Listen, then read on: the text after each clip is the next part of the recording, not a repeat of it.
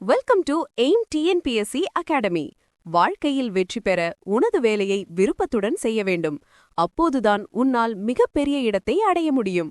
வருங்காலத்தை பற்றிய கவலை வேண்டாம். நிகழ்காலத்தில் சிறப்பாய் செயல்பட்டால் வருங்காலம் தன்னால் மாறும். சரி, நாம் இன்று பார்க்கும் தலைப்பு பெயரெச்சம் வகை அறிதல். பெயரெச்சம் வகை அறிதல். பெயரெச்சம் என்பது பெயர் சொல்லை கொண்டு முடியும் எச்ச வினைச்சொல் பெயரெச்சம் ஆகும். பெயரெச்சத்தை காலம் காட்டும் முறையின் அடிப்படையில் தெரிநிலை பெயரெச்சம், குறிப்பு பெயரெச்சம் என இரு வகைப்படுத்துவர். ஒன்று, தெரிநிலை பெயரெச்சம். காலத்தை வெளிப்படையாக காட்டும் பெயரெச்சம் தெரிநிலை பெயரெச்சம் எனப்படும். பால் விகுதி காட்டும். இடைநிலை அல்லது விகுதியைக் கொண்டு பெயரெச்சம் காலம் காட்டும். அ, ஆகிய இரண்டு விகுதிகள் தெரிநிலை பெயரெச்சத்தில் இடம்பெறுகின்றன. எடுத்துக்காட்டு: இறந்த கால பெயரெச்சம் படித்த மாணவன்.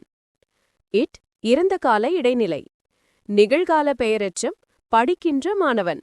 கின்று நிகழ்கால இடைநிலை. எதிர்கால பெயரெச்சம் படிக்கும் மாணவன். பெயரெச்ச விகுதி. இறந்த காலத்தையும் நிகழ்காலத்தையும் இடைநிலைகள் உணர்த்துகின்றன. எதிர்காலத்தை விகுதி உணர்த்துகிறது. 2. குறிப்பு பெயரெச்சம். பெயர் அடியாக பிறந்து காலத்தை குறிப்பாக உணர்த்தும் பெயரெச்சம் குறிப்பு பெயரெச்சம் எனப்படும். குறிப்பு பெயரெச்சம் ஆ என்னும் விகுதியை பெற்று வரும். எடுத்துக்காட்டு: சிறிய பையன், புதிய பாடம், அழகிய கவிதை. இவை முறையே சிறுமை, புதுமை, அழகு ஆகிய பெயர்களின் அடியாக பிறந்தவை. நேற்று சிறிய பையன், இன்று சிறிய பையன், நாளை சிறிய பையன் என சூழ்நிலைக்கு ஏற்ப குறிப்பு பெயரெச்சம் காலத்தை குறிப்பாக உணர்த்தும்.